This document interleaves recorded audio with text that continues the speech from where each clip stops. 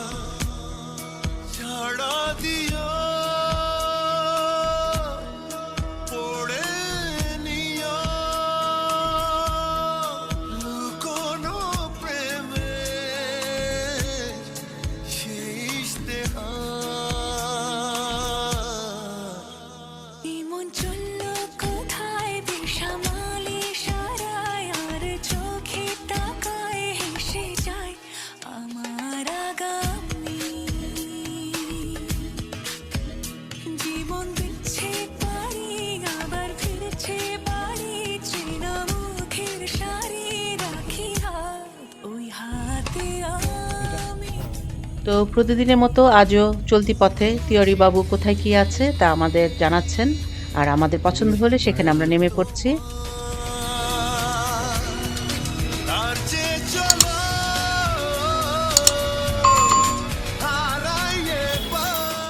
প্রায় 100 বছরের পুরনো কলকাতা মিউনিসিপাল কর্পোরেশন ভবনটা বেশ পুরনো আমলের।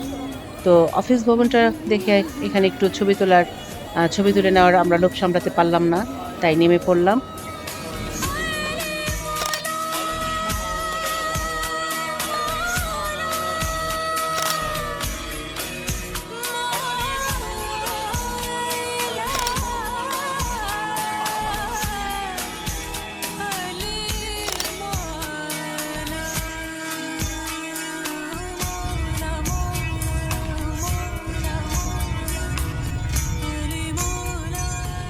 নতুন নতুন শহর ঘুরতে আমাদের খুব ভালো লাগে। তো আমরা চলেছি পার্ক স্ট্রিট ফ্লাইওভার ধরে হলদিরাম মিষ্টির দোকানে। ওখানে কিছু মিষ্টি কিনবো আর এক কাপ কফি খেয়ে পরবর্তী পয়েন্টের উদ্দেশ্যে রানা হব, সাথে সকালে নাস্তাটাও করে ফেলবো।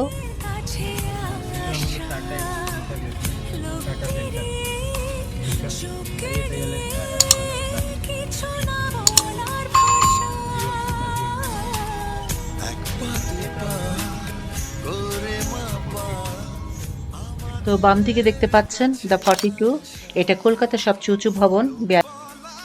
এরপর টাটা সেন্টার, এখানে টাটা গ্রুপের বিভিন্ন অফিস রয়েছে। আপনাদের সাথে দুটি ছবিও শেয়ার করছি।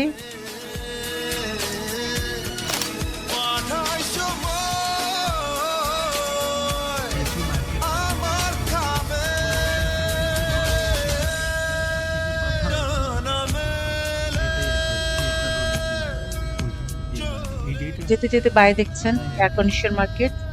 তিওয়ারি বাবু জানালেন যে এটি কলকাতার সবচেয়ে প্রথম এসি মার্কেট, তবে এখন আর এর তেমন জৌলুস নেই।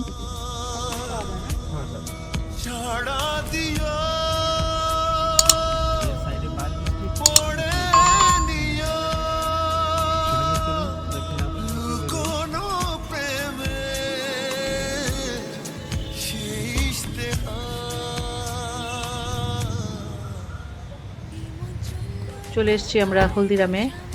তো বাঙালি মানেই মিষ্টি পাগল। তো শুনেছি হলদিরামে খুব মজার মজার মিষ্টি পাওয়া যায়, আর খুব কোয়ালিটি সম্পূর্ণ অনেক ধরনের মিষ্টি পাওয়া যায়। তো ভাবলাম এখানে কিছু মিষ্টি খাবো, আর আমি ঢাকার জন্য নিয়েও আসবো, তাই ঢুকে পড়লাম, দেখি কি ধরনের আইটেম পাওয়া যায়। তো এই রেস্টুরেন্টটা গড়িয়াহাটে অবস্থিত। কলকাতা শহরে এমন অনেকগুলো হলদিরাম ফুড সেন্টার রয়েছে, তো আপনারাও আসতে পারেন। আমার কাছে ভালো লেগেছে ওদের মিষ্টি, আশা করি আপনাদেরও ভালো লাগবে। ঘুরে ঘুরে দেখছি, যেদিকে তাকাচ্ছি মানে এক কোনটা রেখে কোনটা দেখবো, নানা ধরনের নানা আইটেমের মিষ্টি সুন্দর করে বক্স করে সাজিয়ে রেখেছে। কিছু ড্রাই মিষ্টিও আছে, সেগুলো আপনারা কোথাও নিতে চাইলে বা আমি ঢাকায় নিয়ে আসবো নিয়ে আসা যায়। তারপর ওদের সম্পাপড়িটা খুবই মজার। তবে দেখতে পাচ্ছেন কাজু সমস্ত কিছু একটা সুন্দর করে সাজিয়ে বক্স হিসেবে বিক্রি করছে, এটা সহই আপনি কিনে নিয়ে আসতে পারেন। কুকিজ থেকে শুরু করে অনেক ধরনের অনেক কিছু আইটেম ছিল। তো আমরা ওখানে বসে কিছু স্ন্যাক্স খেলাম আর কফি খেলাম। কফিটা শুনেছি খুবই মজার হয়। আর কিছু মিষ্টি কিনে পরে কিছুটা সময় কাটিয়ে আমরা বের হয়ে যাব।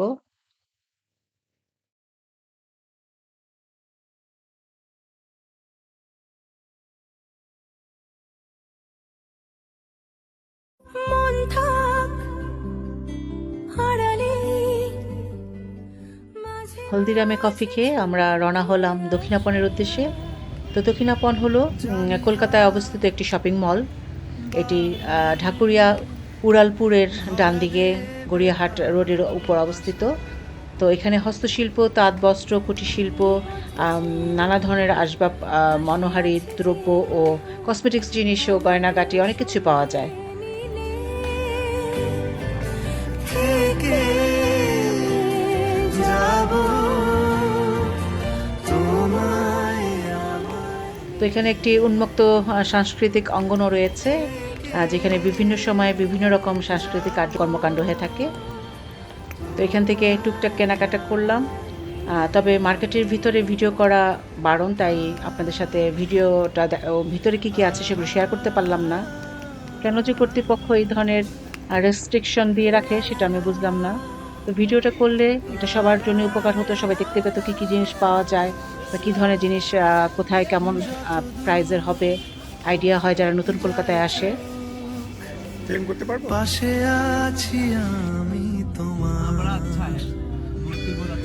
আজ নয় কাল হোক কেটে যাবে অন্ধকার তুমি অভিমানী হেঁটে যাবে জানি ভিক্টোরিয়া মেমোরিয়ালের যাওয়ার পথে ভারতের বিখ্যাত বিড়লা গ্রুপের তৈরি বিড়লা মন্দির চোখে পড়ল।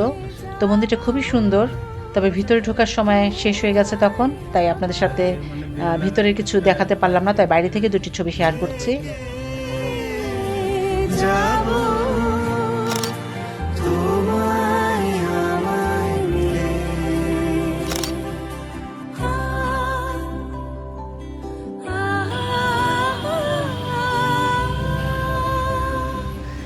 লা লা লা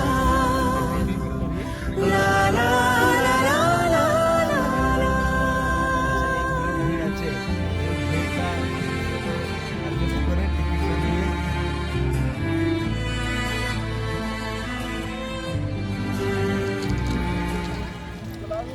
সামনে দেখছেন ভিক্টোরিয়া মেমোরিয়াল। তো 20 রুপি করে টিকিট কেটে আমরা ঢুকে পড়লাম ভিক্টোরিয়া মেমোরিয়ালে। তো আপনাদের বলে রাখছি, বাগানে প্রবেশ মূল্য 20 রুপি, আর প্রাসাদের ভিতর প্রবেশের জন্য লাগবে বাংলাদেশিদের জন্য জনপ্রতি 100 রুপি। তো আজ সোমবার ছিল, তাই বন্ধ ছিল, তাই ভিতরে আমরা যেতে পারবো না, তাই প্রাসাদের ভিতরটা আপনাদের সাথে আমি শেয়ার করতে পারবো না আজকে। সত্যি কি থাক তো আপনারা অনেকেই হয়তো জানেন, ভিক্টোরিয়া মেমোরিয়াল হলো ব্রিটিশ সাম্রাজ্যের সে সময়ের রানী ভিক্টোরিয়ার স্মরণে কলকাতা নির্মিত একটি স্মৃতিসৌধ। স্বপ্নের সে মানুষ সত্যি কি থাকবে পাশে আগাগোড়া শ্বেতপাথরের তৈরি স্মৃতিসৌধটি বর্তমানে একটি জাতীয় জাদুঘর এবং কলকাতার অন্যতম গুরুত্বপূর্ণ পর্যটন আকর্ষণ। থেকে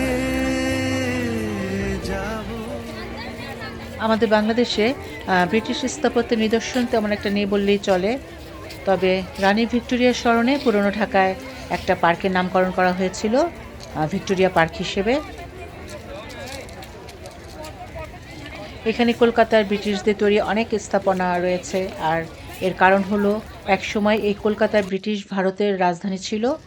1772 থেকে 1911 সাল পর্যন্ত, অর্থাৎ 139 বছর কলকাতা ব্রিটিশ ভারতের রাজধানী ছিল।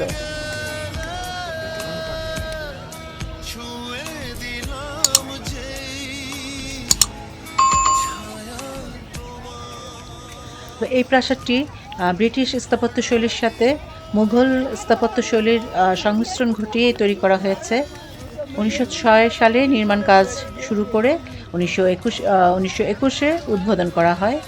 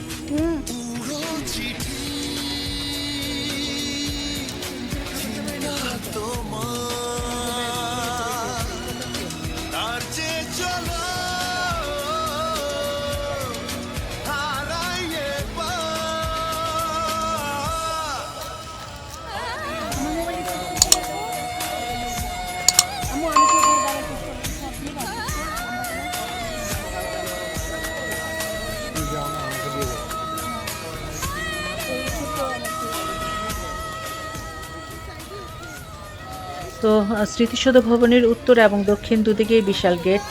তো আমরা দক্ষিণ দিকে গেট দিয়ে প্রবেশ করেছি।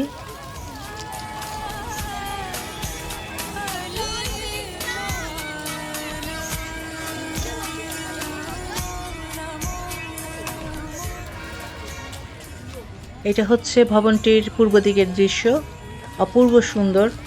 যারা এখনও দেখেননি তারা অবশ্যই এখানে একবার আসবেন, খুবই ভালো লাগবে আপনাদের। আর ভিতরটা তো আমরা যেতে পারলাম না, এই জন্য মনটাও খারাপ হয়ে গেল। এটা হচ্ছে প্রাসাদের উত্তর দিক। দেখুন খোলা মাঠে কত লোকজন উপভোগ করছে। উত্তর দিকের গেট থেকে ভবন পর্যন্ত চওড়া রাস্তার দুদিকে দুটি বড় পুকুর রয়েছে। পুকুর দুটি পরিবেশ ভারসাম্য রক্ষা করেছে, সেই সাথে প্রাসাদটির সৌন্দর্য বাড়ি তুলেছে। খুবই সুন্দর লাগছে দেখতে। তো আমরা এখানে বসে কিছুক্ষণ সময় কাটালাম আর বেশ কিছু ছবিও তুলে নিলাম। কিন্তু মনটা খারাপ হয়ে গেল যে ভিতরে যে আপনাদের ভিতরে কি আছে সেগুলো শেয়ার করতে পারছি না। শুনেছি দূষণের ফলে তাজমহলের মতো ভিক্টোরিয়া স্মৃতিসৌধের সাদা পাথর মলিন হয়ে যাচ্ছে। তো এই দূষণ থেকে শতাব্দীর প্রাচীন সৌধকে রক্ষা করাটা খুবই প্রয়োজন। তো তা না হলে একদিন এটাও হয়তো ধ্বংস হয়ে যাবে। এখানে ঘুরে ঘুরে বেশ কিছু জায়গায় আমরা ছবি তুলেছি, সেগুলো আপনাদের সাথে আমি শেয়ার করছি। আশা করি আপনাদের ভালো লাগবে।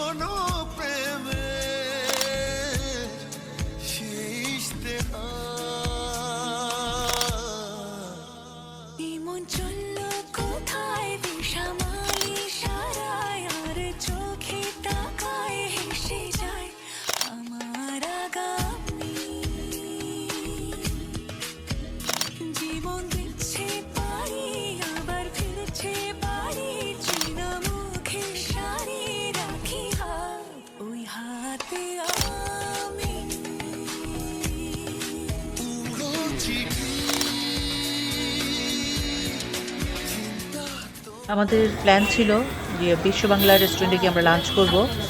অলরেডি প্রায় বিকেল হয়ে গেছে, তাই আমরা পার্ক স্ট্রিটে একটা ফলের দোকান থেকে মিক্সড ফ্রুট 4টা থালি নিয়ে নিলাম। আর 40 রুপিতে যে এতগুলো ফল পাওয়া যায় আমাদের এটা চিন্তার বাইরে ছিল, যেটা আমাদের ঢাকায় প্রায় 200 টাকার মতো, 250-250 টাকার মতো হতো। তো বন্ধুরা, ভিডিওটা আর বাড়াতে চাইছি না, তাই আজ এখানেই শেষ করছি। পরবর্তী ভিডিওতে দেখবেন বিশ্ব বাংলা গেট, ইকো পার্ক এর উপর বর্ণনা থাকবে। তো দেখা হবে নেক্সট ভিডিওতে। আর সে পর্যন্ত সবাই ভালো থাকুন, সুস্থ থাকুন, আমার সাথে থাকুন। আল্লাহ হাফেজ।